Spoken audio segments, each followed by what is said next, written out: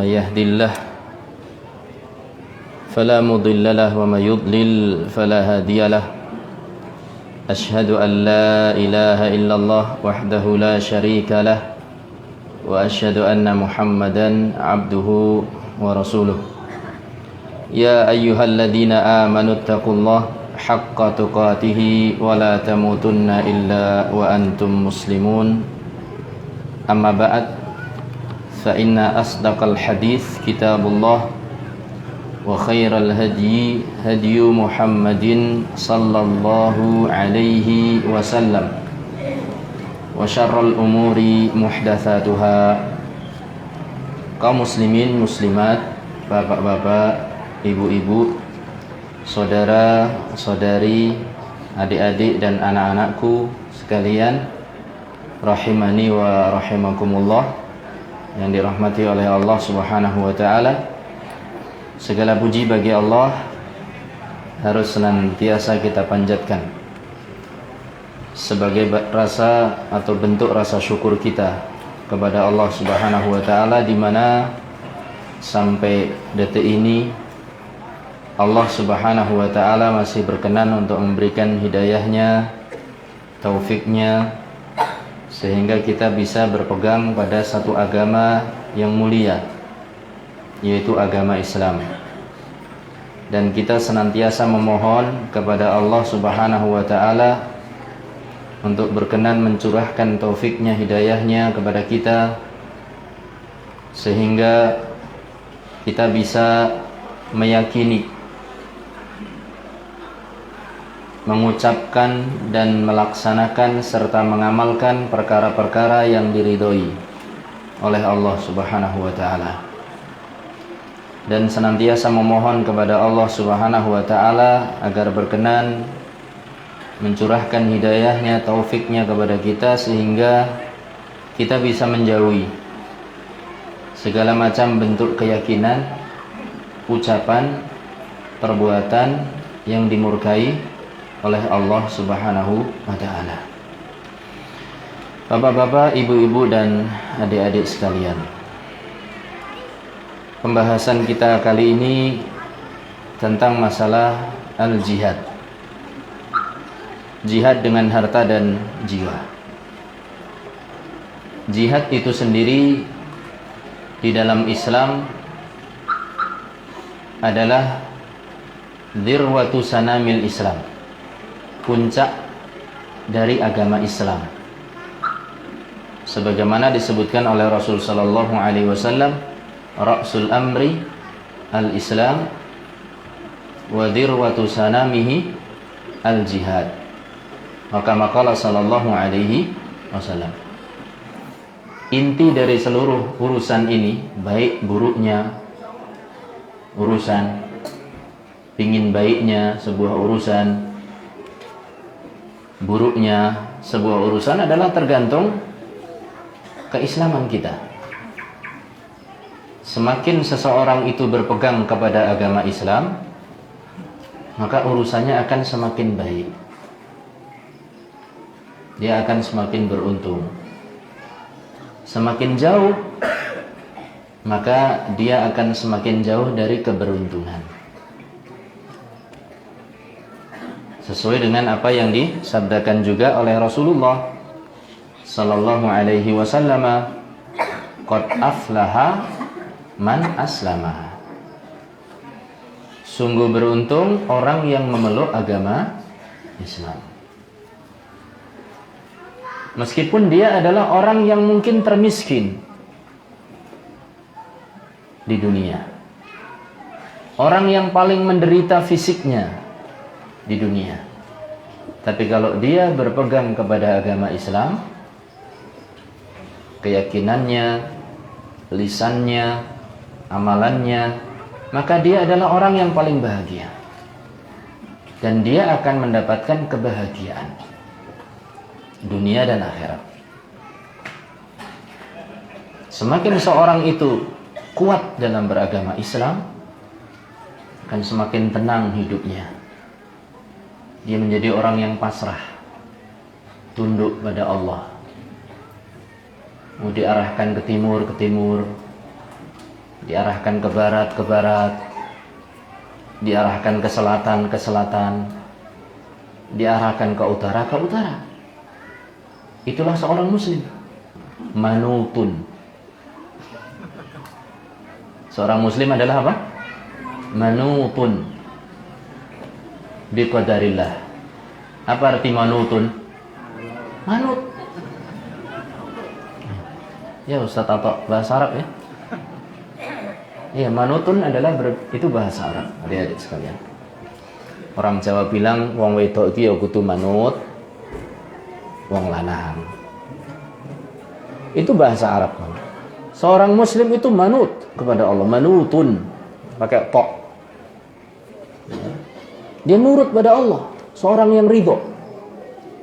Diperintahkan salat, diperintahkan mengesahkan Allah, dia mengesahkan Allah. Perintahkan menjauhkan diri dari kesyirikan, dia jauhkan diri dari kesyirikan. Diperintahkan untuk berpegang kepada ajaran Islam semata, nggak perlu ditambah-tambah, nggak perlu dikurang-kurang. Wong nggak ditambah aja, kalau seluruhnya kita kerjakan belum tentu kita bisa mengerjakannya. Kalau sehari semalam kita kerjakan amalan yang syar'i, belum tentu selesai. Contoh baca Quran sehari semalam, rampung napa mboten? Kira-kira 30 juz selesai khatam atau enggak kita baca? Itu zikir yang syar'i. Sehari semalam 30 juz selesai atau enggak? Istilah wong Jawa ngantek rakober ngentut. Berusaha untuk mengkhatamkan. Maka seorang yang muslim cukup dengan apa yang diajarkan oleh Kanjeng Nabi Muhammad sallallahu alaihi wasallam. Itu orang yang bahagia. Qad aflaha man aslama. Kalau sudah baik buruknya seseorang tergantung pada kuat tidaknya keislaman seseorang, maka puncak dari keislaman itu adalah apa tadi? Al-jihad. Wa dzirwatu sanamihi al-jihad. Puncak dari keislaman itu adalah jihad. Dan secara bahasa ya, jihad itu artinya badlu at-taqah atau badlul jahd. Artinya mengerahkan seluruh kemampuan. Itu namanya jihad. Ya. Dan di dalam istilah syariat, nas-nas yang ada di masalah jihad, apabila disebutkan jihad, itu boleh dikatakan ya, boleh dikatakan itu berarti mayoritas, itu maknanya kufar atau qitalul kufar, badlul muslim al-jahda fi qitalil kuffar wal munafiqin wal zalamati wal, adalah usaha seorang muslim untuk mengerahkan segenap apa tadi? Kemampuan dalam memerangi orang-orang kufar, juga memerangi orang-orang apa? Munafik, yang menampakkan keislaman tapi memendam kekufuran.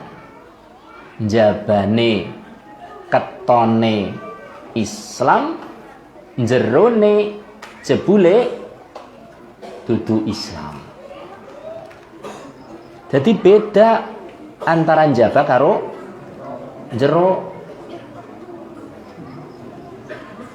Beda antara luar sama dalam.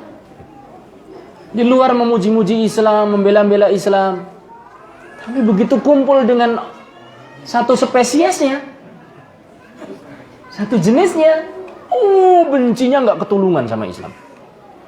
Na'udzubillah min dzalik.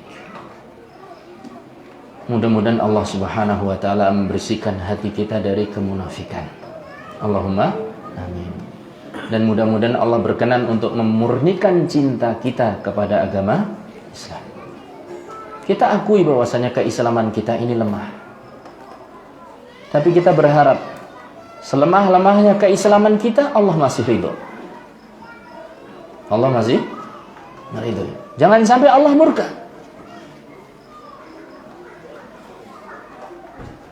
Kalau ada temannya belum sholat, anggere didewekan ora sholat. Alasannya lah jengkang-jengkingmu mah apa sih? Naudzubillah min. Jadi tampak baiknya itu ketika bersama-sama. Ketika sendirian bencinya nggak ketulungan sama Islam. Jadi dia punya dua penampilan. Jadi nifaq itu dari kata nafiqah. Nafiqah itu satu jenis hewan yang dia punya sarang di tanah, lubangnya ada dua. Satu ditampakkan, satunya ditutupi. Nganggo suketan, ranting-ranting kayu. Jadi yang sing bolong diogrok-ogrok, metune seka sing sijine. Kalau yang satunya diobrok-obrok begitu, dia lari dari lubang satunya. Dia tampakkan lubang satu, dia sembunyikan satu lubang. Itu kayak hewan apa ya? Tikus. Jadi orang munafik, naudzubillah min dzalik, kayak tikus. Ronge bolongane loro napa loro? Lubangnya dua. Yang satu ditampakkan, yang satunya disembunyikan. Dulu begitu orang-orang munafik di zaman Rasul sallallahu alaihi wasallam. Ya. Ketika mereka bersama Rasul sallallahu alaihi wasallam, mereka mengatakan amanna, oh kami beriman. Tapi kalau ketemu sama bolo-bolonya, mereka akan menghina Islam. Ya. Maka jihad itu adalah dalam nusus yang ada, nas-nas yang ada, ayat-ayat dan hadis. Itu secara umum diartikan adalah memerangi usaha seorang muslim untuk memerangi dalam rangka mencurahkan seluruh kemampuannya untuk memerangi orang-orang kufar dan munafikin. Orang-orang kufar dan munafikin. Ini jihad. Walaupun terkadang istilah jihad atau mujahid itu juga dipakai untuk setiap usaha kebaikan dalam rangka taat kepada Allah. Ini kesempatan luar biasa. Setiap usaha kebaikan, apapun bentuknya.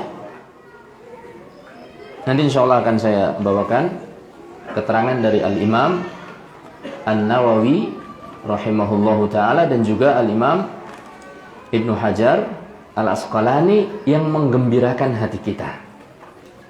Dan kita bisa ada kesempatan untuk berjihad. Ini kesempatan yang luar biasa. Bahwa segala bentuk amalan kebaikan, ketaatan, jihad. Di antaranya adalah sabda Rasul sallallahu alaihi wasallam ketika beliau mengatakan, "Al-mujahidu man jahada nafsahu ala taatillah." Maka maqala sallallahu alaihi wasallam. Seorang mujahid yang hakiki adalah seorang yang memaksa jiwanya,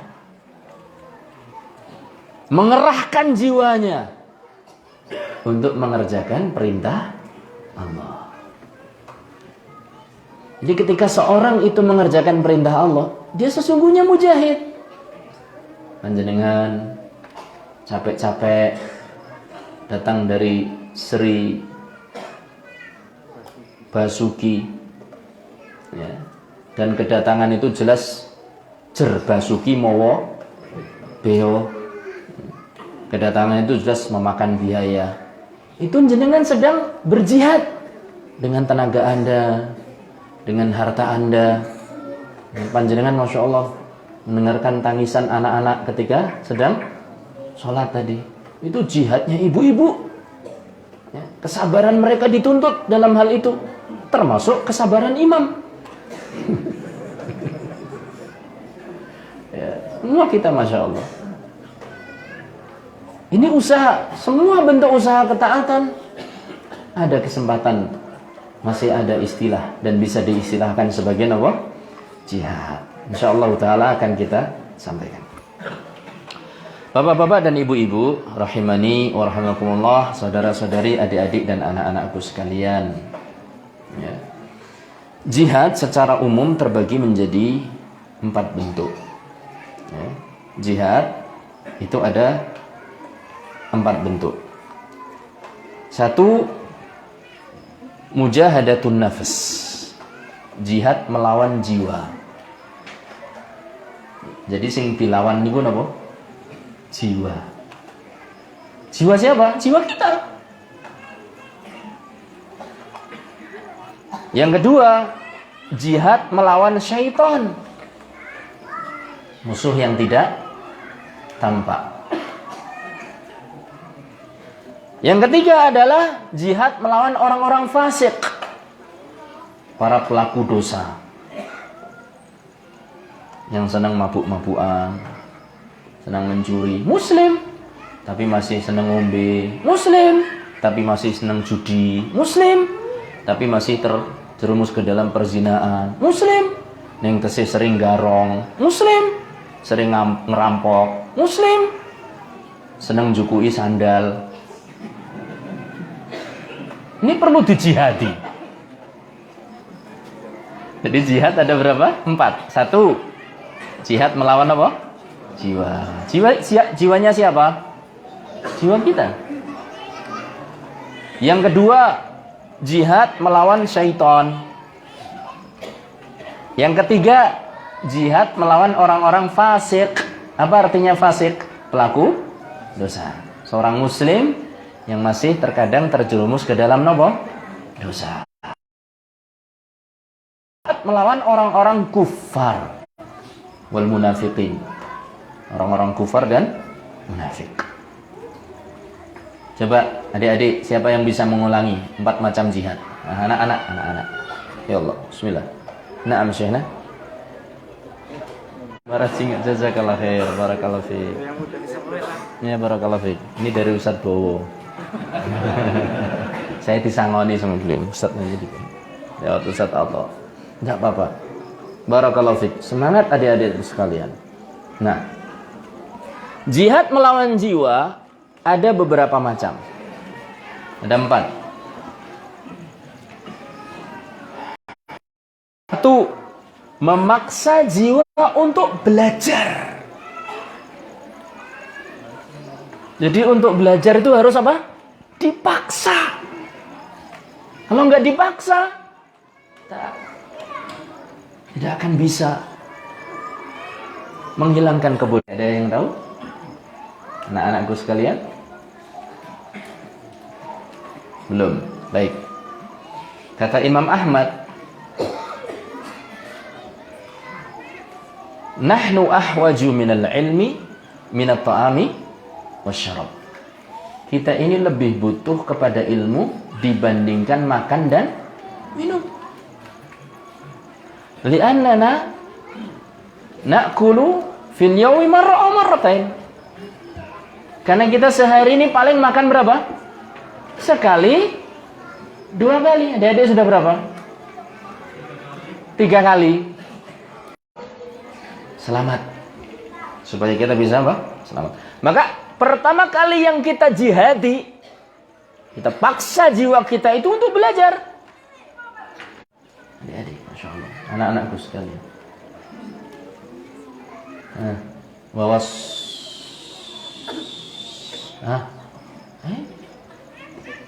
Wawas. Silakan. Siapa namanya? Hamzah.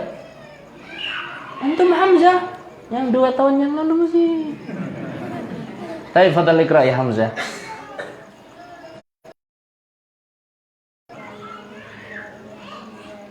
Barakallahu fiik. Surat Al-Isra. Barakallahu fiik. Ada hadiah dari abi antum. Kalau pas tak ambil yang merah, itulah rezeki antum. Kalau yang coklat, lain lagi. Bismillah. Kebaikan kita kepada orang tua kita dengan mata kita. Kebaikan kita kepada orang tua kita dengan mulut kita. Semua bentuk kebaikan kepada orang tua. Kebaikan kita kepada orang tua kita dengan tangan, dengan kaki kita.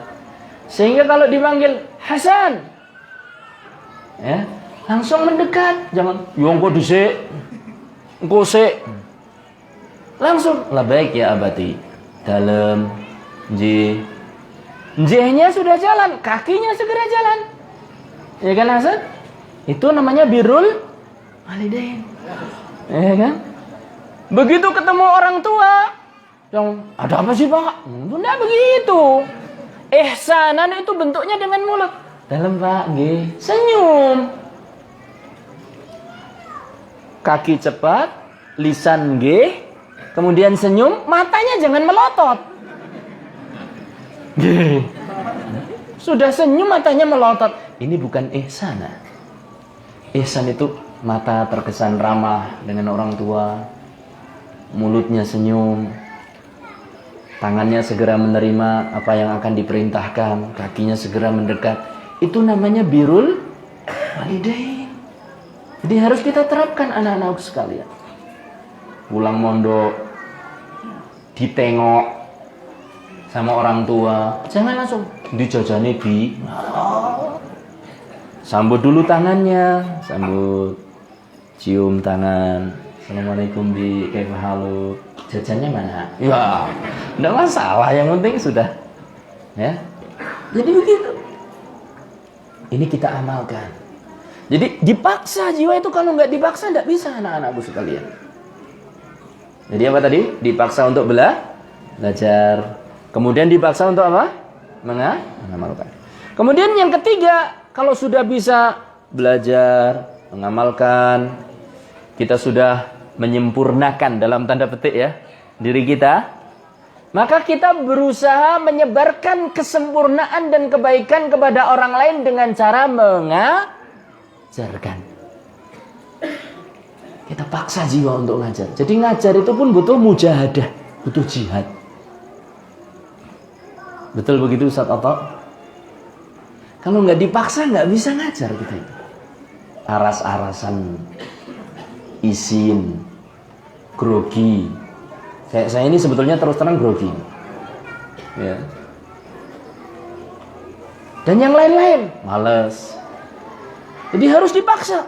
Ngajar itu butuh mujahadah, butuh perjuangan. Ini yang keempat, sabar.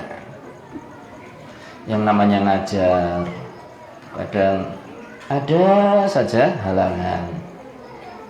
Entah orang itu tidak menerima apa yang kita sampaikan, sehingga mungkin keluar kata-kata yang kurang baik, ya, kata-kata penghinaan, kata-kata cacian, pengingkaran.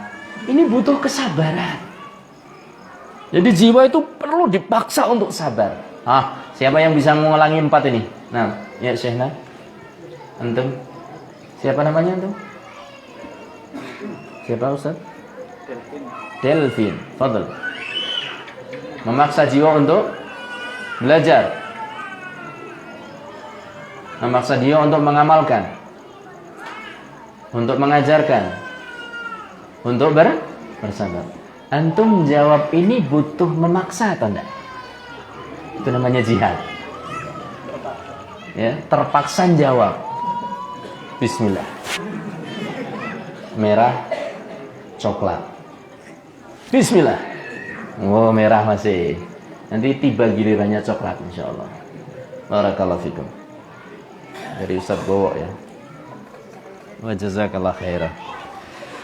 Yang kedua, jihad melawan apa tadi? Syaitan. Jiwa itu musuh intern. Di musuh seorang itu ada intern, ada ekstern. Intern itu dalam diri kita. Ini kalau nggak kita perangi, bisa-bisa akan menjerumuskan kita ke dalam keburukan. Inna nafsa la ammaratun bisu. Jadi jiwa manusia itu cenderung untuk mendorong pada keburukan. Yang kedua adalah musuh yang dari luar, ekstern. Ini nggak tampak ini. Bahaya ini. Itu siapa? Syaitan. Ya. Bagaimana cara kita memerangi syaitan? Syaitan itu punya 2 senjata. Berapa Pak Bu? 2. 1, senjata syubhat. Kerancuan dalam berpikir. Syubhat itu adalah apa? Kerancuan dalam berpikir. Yang benar dianggap salah, yang salah dianggap benar. Tekaning wolak-wali ing zaman, di mana zaman kebalik-balik. Yang benar dianggap salah, yang salah dianggap benar. Yang ajaran Kanjeng Nabi Muhammad sallallahu alaihi wasallam dianggap nganeh-nganei, yang bukan ajaran dianggap ngidap-ngidabi. Apa bedanya ini? Ampuh. Ya. Jadi terbalik-balik. Syubhat, itu namanya syubhat. Kerancuan berpikir. Kalau seorang berhasil memerangi syubhat dengan ilmu, maka akan timbul keyakinan. Akan semakin yakin dengan agamanya. Senjata yang kedua adalah senjata syahwat. Hawa nafsu. Ketika seorang itu memerangi hawa nafsunya, muncullah kesabaran. Jadi sabar. Ada godaan kemaksiatan, itu dia bisa bersabar. Jadi ada 2 hal yang harus kita mujahadah melawan syaitan. Satu apa tadi? Syubhat. Apa arti syubhat? Kerancuan berpikir. Yang benar dianggap salah, yang salah dianggap benar. Yang ajaran Islam aneh-aneh dianggap nganeh-nganei, ora sak lumrahe. Yang bukan ajaran Islam dianggap ajaran Islam. Ya. Itu syubhat. Sementara syahwat godaan. Nafsu, mata, ya, pingin melihat perkara-perkara yang haram. Telinga pingin mendengar dendang-dendang yang haram. Ya. Lisan pingin mengucapkan perkara-perkara yang haram. Ghibah, namimah, mencela, memaki, memfitnah, ya, menyuruh kepada yang mungkar, melarang dari yang ma'ruf. Aja ngaji.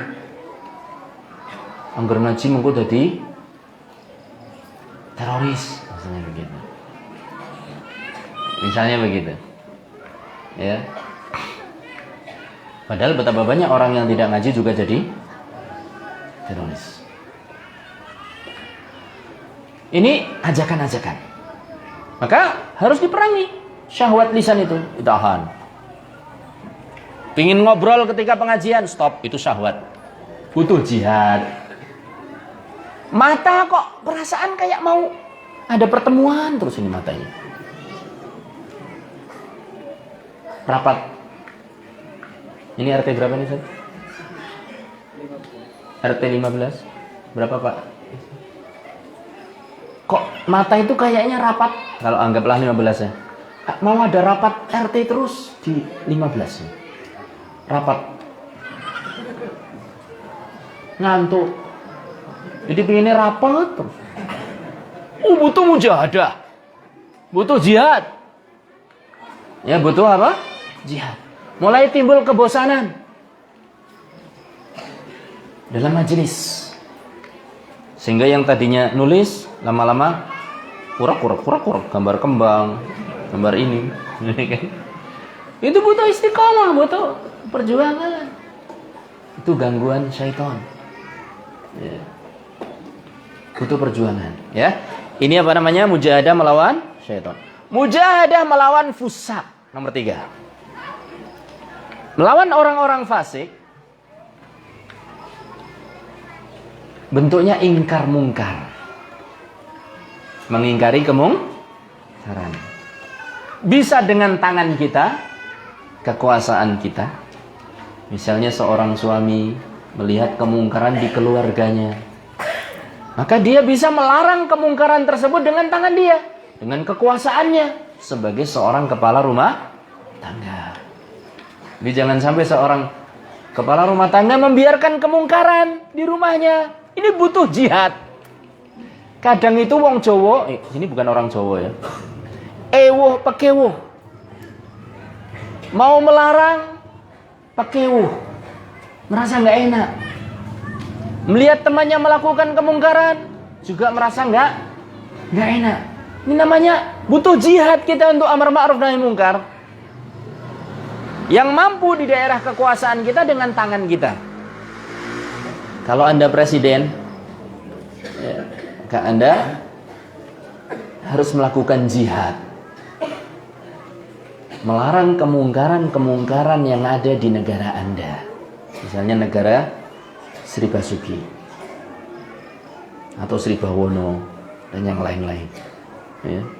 Kalau Anda adalah gubernur, berarti Anda melarang kemungkaran-kemungkaran yang terjadi di wilayah gubernuran Anda. Berat napa mboten? Berat atau tidak? Kita jihad. Makanya saya sarankan bapak-bapak nggak usah nyalon presiden. Buat karena tanggung jawabnya seluruh Indonesia dari Sabang sampai Merauke. Ada kesyirikan, tanggung jawab Anda akan ditanya oleh Allah. Makanya Umar takut sekali. Dia senantiasa membisik, wahai Umar, kamu itu akan ditanya. Sampai pun jalan lubang di sana Baghdad, kalau ada unta, keledai terperosok, kamu akan ditanya oleh Allah.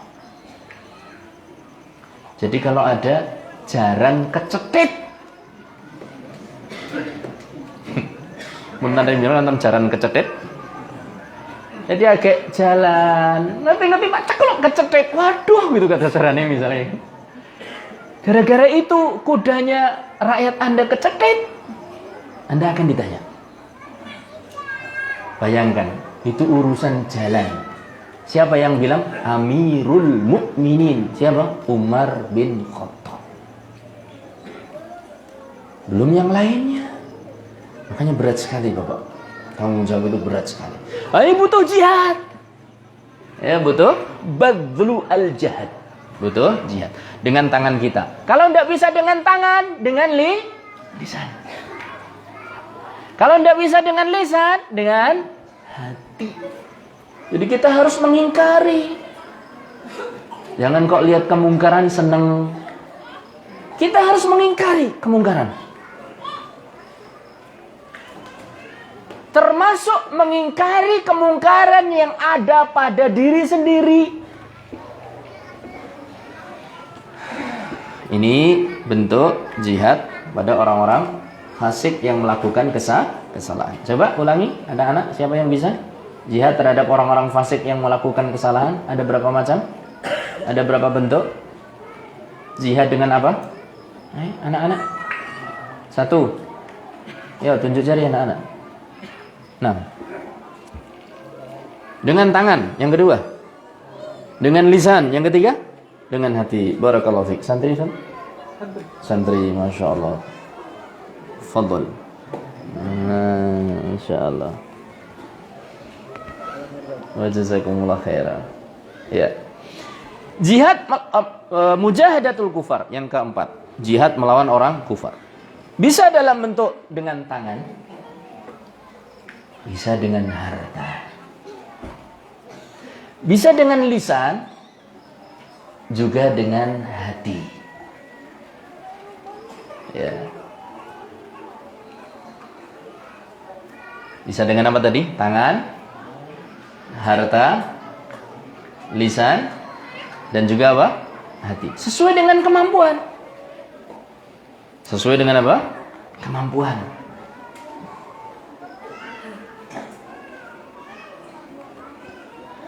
Sebenarnya dalilnya ada, akan tapi tidak saya sebutkan. Ya, tidak saya sebutkan. Baik, ini diantara bentuk-bentuk apa? Jihad. Jihad melawan jiwa sendiri atau diri sendiri. Jihad melawan apa? Syaitan. Jihad melawan orang-orang apa? Fasik. Jihad melawan orang kufar. Kemudian yang akan saya bahas atau kita akan bahas pada kesempatan hari ini, insyaallah taala, sudah adzan Isya? Sudah masuk Isya? Kita kumandangkan adzan ataukah lanjut Ustaz? Adzan dulu, fadhil. Muadzin. Pakai mic mana Ustaz? Tafadhal.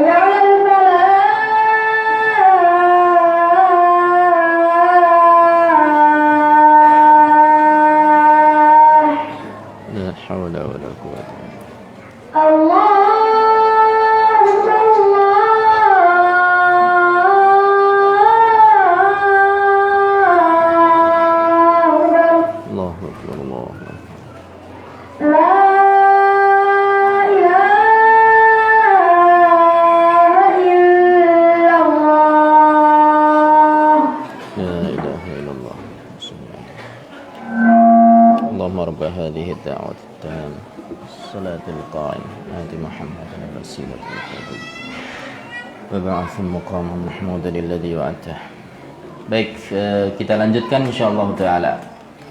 Kita akan fokus jihad dalam bentuk harta dan jiwa.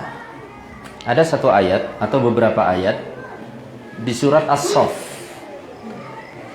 yang menunjukkan keutamaan dan ajakan untuk berjihad dengan harta dan jiwa. Yaitu surat As-Saff ayat 10 sampai 13. Insya Allah anak-anakku sekalian hafal. Ada yang bisa menyebutkan ayat tersebut? Di sini ada 4 ayat, 10, 11, 12, 13. Silahkan 4 anak tunjuk jari untuk berurutan membaca ayat tersebut. Wahai orang-orang yang beriman. 1. Yang lain? 1 orang, ayo. Ayo 3 lagi. 2. Betul, 2 lagi. Ayo. Yang hafalan dus 28 mana? Ayo. Kurang 2 orang? Bismillah. 1. Yang 2 mana tadi? 2. Coba sekarang 1 sebutkan dulu.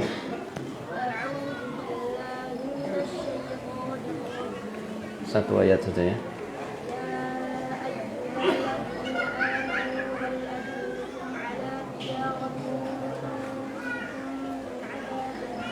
Cukup, terus?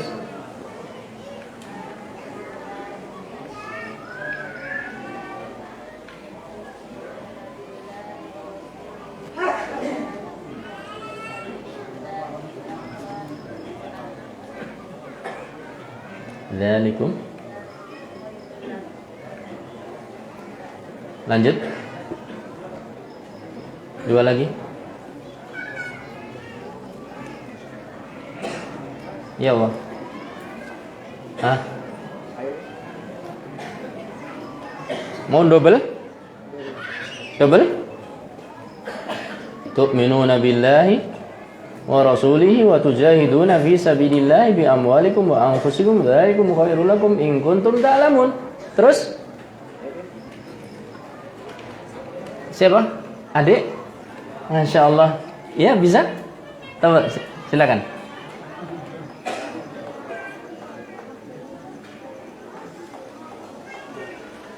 Kurang keras. Ulangi nak. Sini. Maju dikit. Masya Allah. Hop, stop ya. Ya, situ saja. Yaghfir.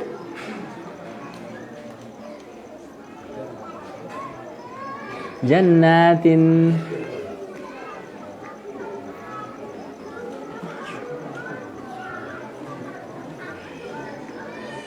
Masya Allah. 1 ayat lagi. Masya Allah. Hasan.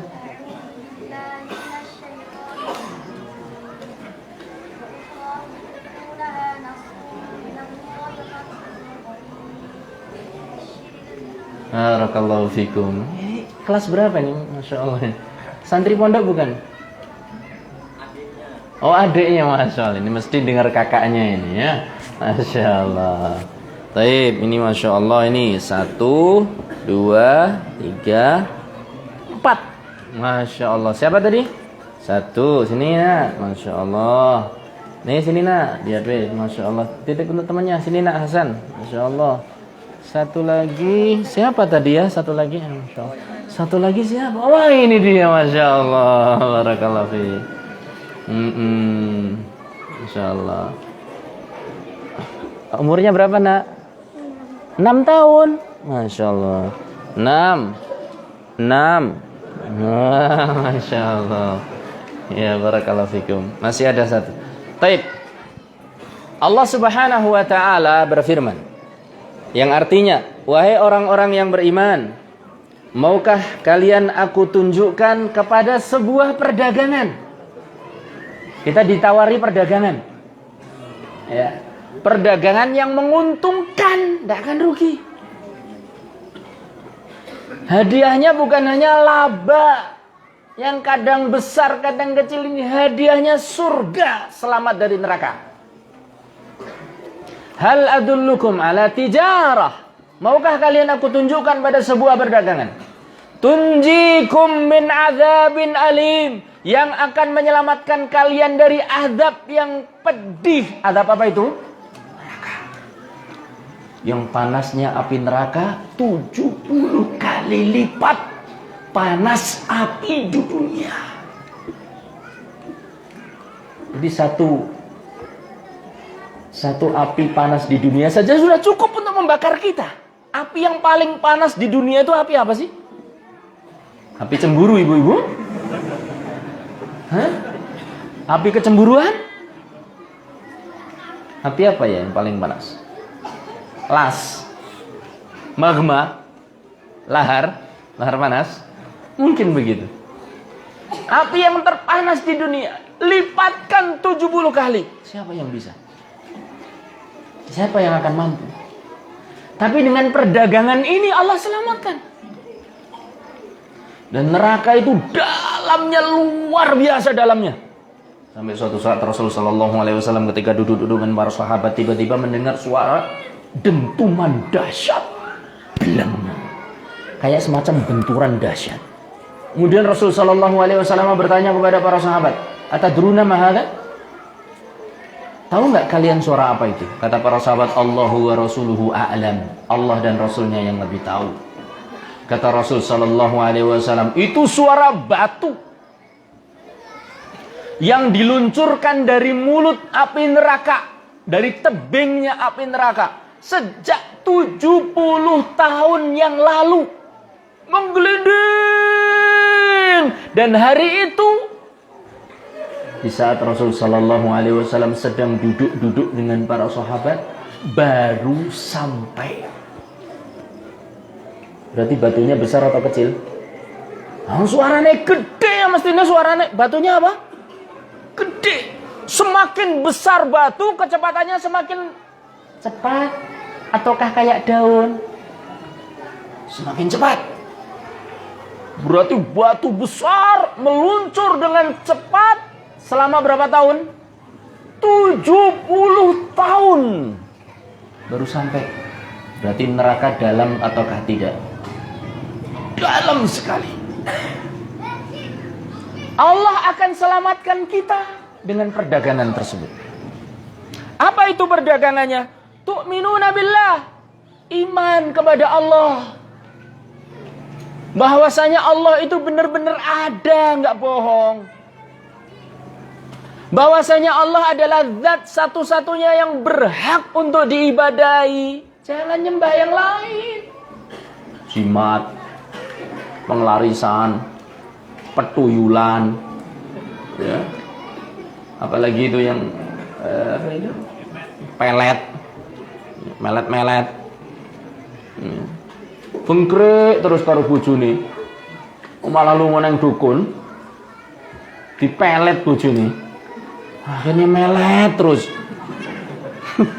Naudzubillah min lengket katanya. Allahu musta'an. Beriman pada Allah, satu-satunya Allah zat yang berhak diibadahi, bukan yang lain. Dan mengimani bahwasanya Allah memiliki nama-nama dan sifat-sifat yang sesuai dengan kebesaran Allah. Dan bahwasanya Allah satu-satunya zat yang menciptakan alam ini, mengatur alam ini, menghidupkan kita, memberi rezeki kita, mematikan kita. Semuanya itu Allah yang ngatur. Ini iman kepada Allah. Allah itu ada. Allah satu-satunya zat yang berhak diibadahi. Allah memiliki nama-nama dan sifat-sifat yang sesuai dengan kebesaran Allah. Allah saja yang menciptakan, mematikan, menghidupkan, mengatur kehidupan kita. Ada berapa unsur? 4. Siapa yang bisa mengulangi? Ini semua untuk antum. 2 lembar. 4 hal cara beriman kepada Allah yang benar. Itu tadi saya sebutkan. Adik-adik, anak-anak. Nah, 1. Yang baju hijau, enggak apa-apa.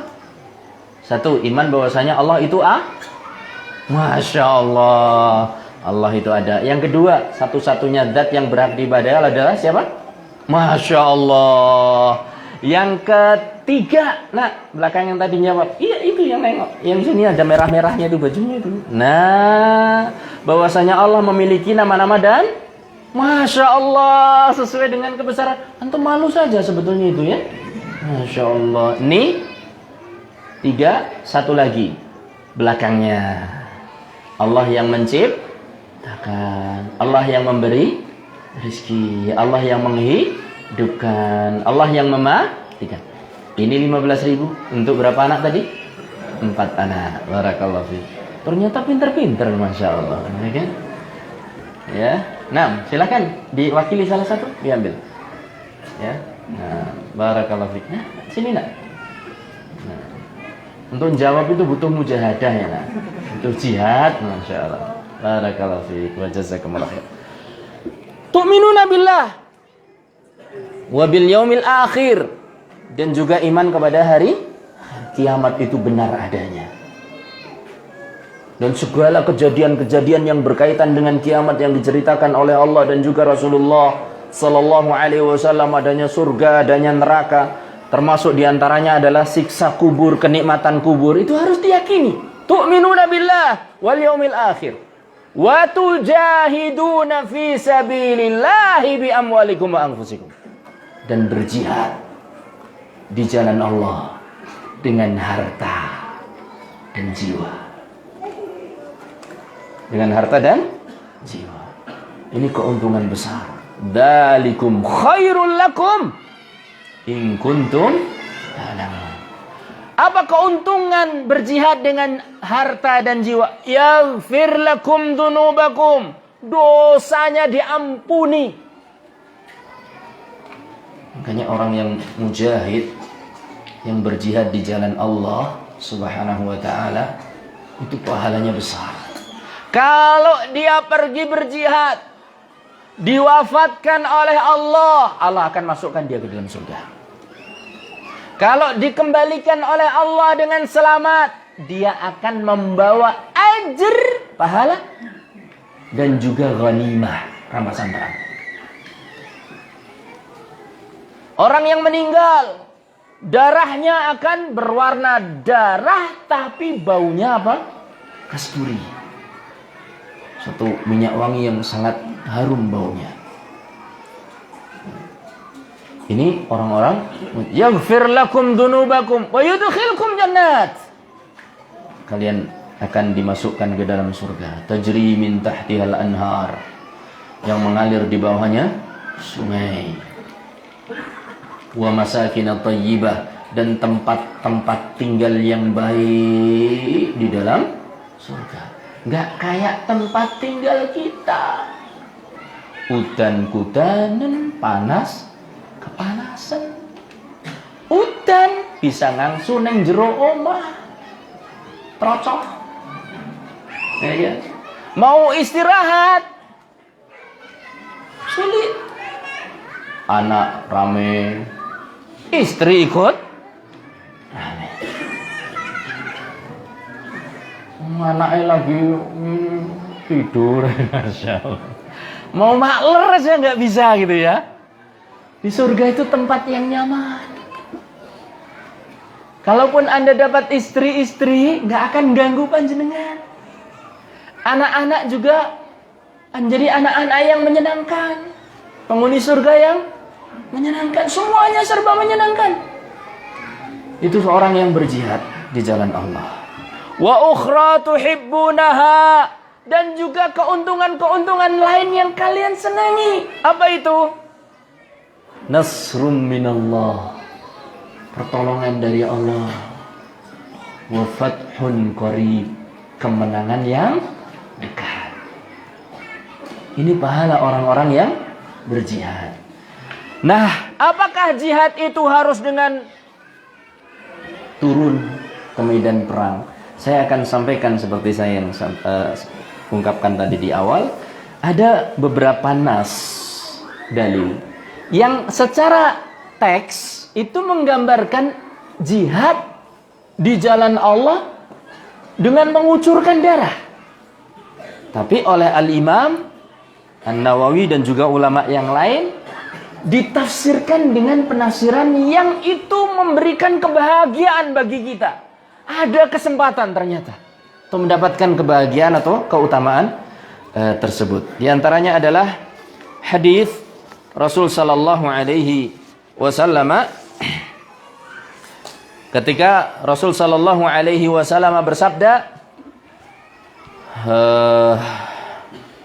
La yuklamu ahadun fi sabilillah. Tidaklah seorang terluka di jalan Allah. Ini kira-kira orang yang bagaimana? Perang. Ya kan?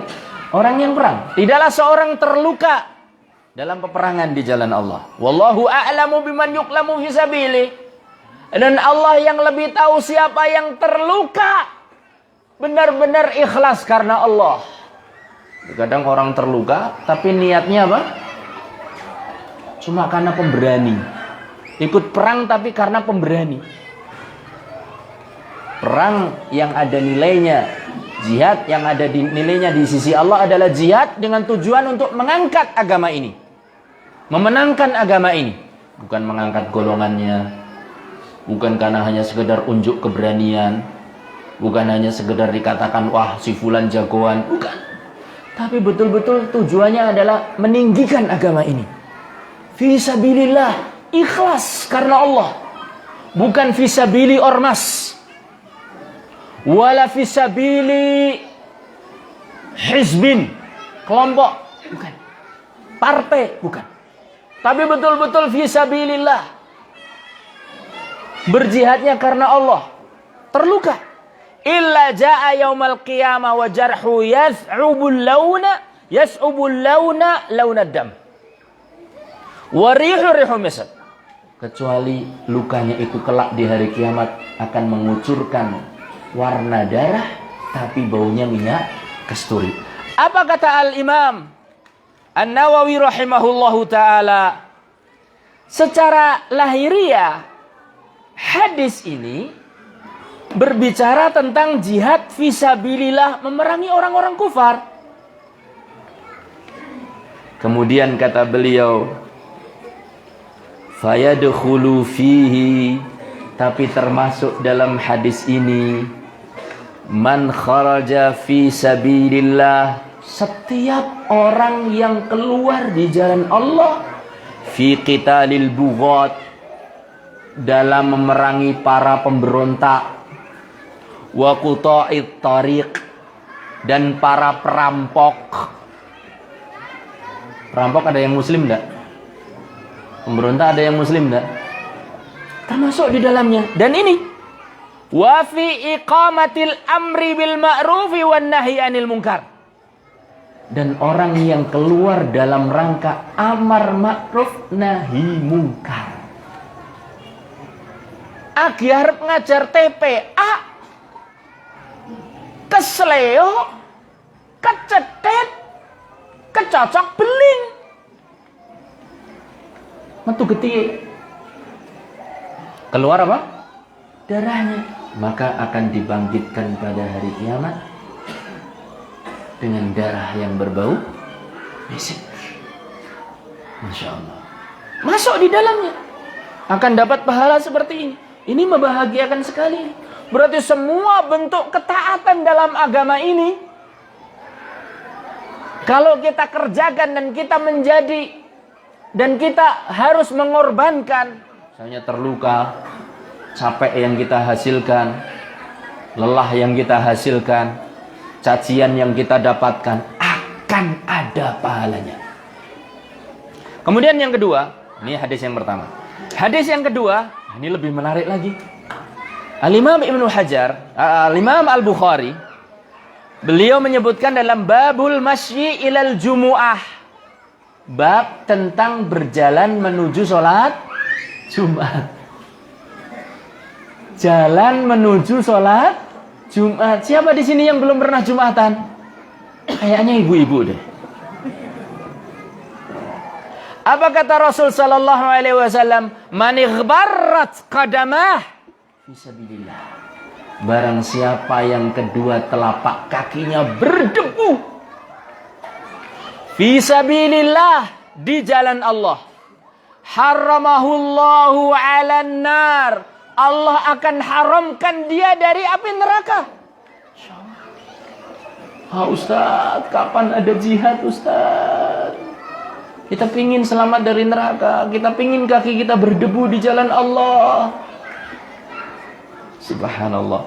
Ternyata hadis ini, kata Al-Imam Al-Bukhari, wa dzakara anna sahabiy istadal. Kemudian Imam Bukhari menyebutkan bahwa ada seorang sahabat menyebutkan hadis ini dalam masalah sholat Jumat.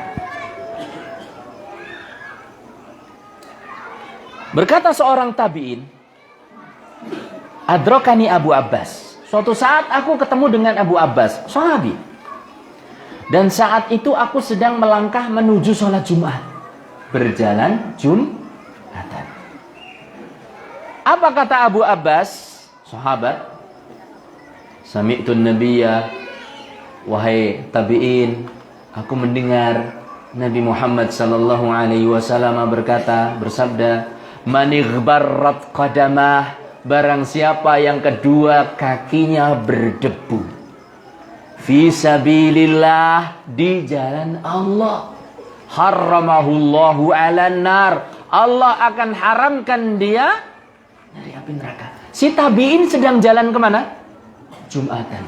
Sahabat, berarti gurunya tabi'in, memakai hadis jihad fisabilillah dalam Jumatan. Anda pergi ngaji sikile blepotan blek. Anak-anak pergi ke taklim, pergi ke pondok, bajunya basah, kakinya blepotan blek. Maka itu akan menjadi sebab Anda, menjadi sebab anak-anak Anda bebas dari neraka. Berarti dari sini menunjukkan bahwa semua bentuk amal soleh adalah apa? Jihad. Maka gunakan harta Anda untuk berjihad. Gunakan tubuh Anda untuk berjihad. Di antara jihad dengan harta, di hadapan Anda banyak santri, banyak para tulabul ilm, anak-anak yang mereka akan menjadi ujung tombak agama ini. Maka kita lihat kebutuhan mereka. Kalau dalam hadis disebutkan dalam jihad fisabilillah, Allah akan memasukkan 3 orang sekaligus ke surga gara-gara satu anak panah. Gara-gara apa? Satu anak panah. Allah masukkan 3 orang. 1 yang membuatnya, 2 yang mengulurkan anak panah itu, menyerahkan, yang ketiga yang melontarkan. 3-tiganya masuk surga gara-gara satu anak panah. Panjenengan bisa bayangkan kalau anak-anak Anda besok melontarkan panah ayat, berdakwah dengan ayat Allah, berdakwah dengan hadis-hadis Rasul sallallahu alaihi wasallam, maka Allah akan masukkan surga siapa saja yang berperan. Maka kita lihat, kita bisa apa untuk anak-anak kita? Oh Ustadz, saya bisa bayarkan SPP mereka. Makanya aja nanti telat. Saatnya bayar SPP, jihad. Itu jihad. Walaupun SPP, iya Ustadz. Ustadz saya bisanya nganter. Nggak apa. Kata Rasul sallallahu alaihi wasallam, man jahaza ghazian fi sabilillah faqad ghaza. Barang siapa yang menyiapkan seorang mujahid fi sabilillah, maka dia berarti telah ikut berjihad. Menyiapkan apanya? Kendaraannya. Menyiapkan apa lagi? Perbekalannya. Menyiapkan apa lagi? Senjatanya. Kendaraan, perbekalan, senjata. Kalau anak kita yang mondok sedang berjihad fisabilillah dalam mencari ilmu, maka saya bisanya nganter. Berarti Anda ikut serta. Anak itu 30 juz, kita juz 30 kok bolak-balik. Mudah-mudahan kita dapat pahalanya.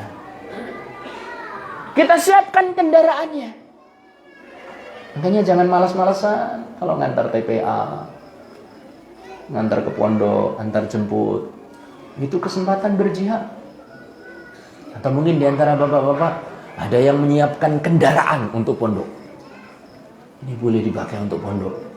Kegiatan ustadz-ustadznya, kemudian kegiatan santri-santrinya. Syukur-syukur nyerahkan pesawat. Di masjid dibikin landasan helikopter. Masya Allah. Atau menyiapkan perbekalan mereka selama mondok. Oh Ustaz, butuh apa Ustaz? Lemari. Siap. Saya menanggung kebutuhan lemari 3 santri. Berapa butuhnya? 50 lemari.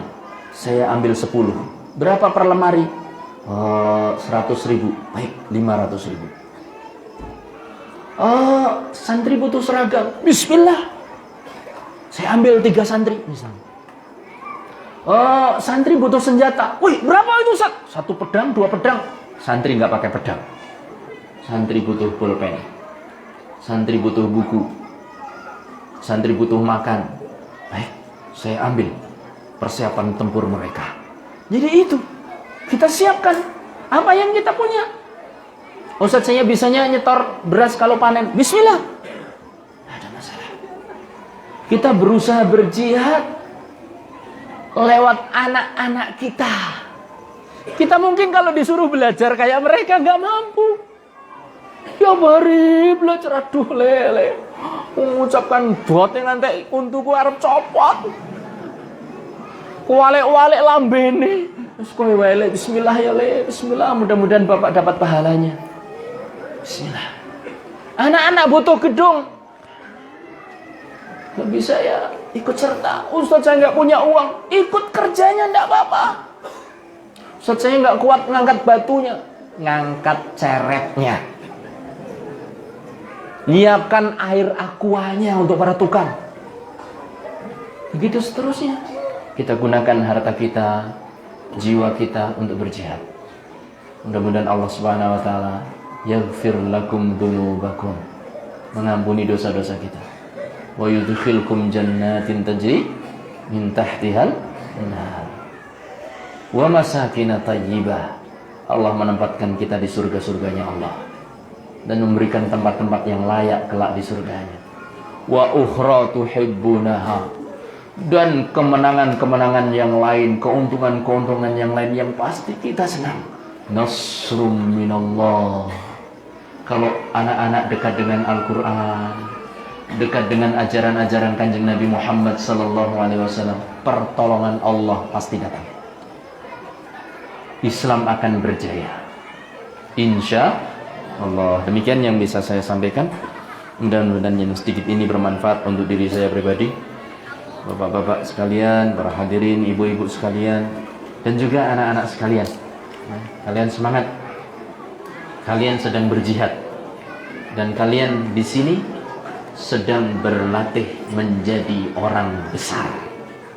Kalian di sini sedang apa ya, kawan? Berlatih menjadi orang besar. Kalian adalah orang-orang besar di masa yang akan datang, insya Allah. Yakinlah. Mudah-mudahan Allah memberkahi usaha kalian, memudahkan usaha kalian, dan menjadikan kalian orang-orang yang mubarak, penuh berkah. Dimanapun kalian berada, ya, kapanpun kalian berada, berkah untuk diri sendiri, berkah untuk kedua orang tua, berkah kepada keluarga, dan berkah kepada umat Islam secara umum. Allahumma amin. Demikian yang bisa saya sampaikan. Wassallallahu ala nabiyyina Muhammad walhamdulillahi rabbil alamin. Subhanakallahumma wa bihamdika asyhadu an la ilaha illa anta astaghfiruka wa atubu ilaik. Wassalamualaikum warahmatullahi wabarakatuh.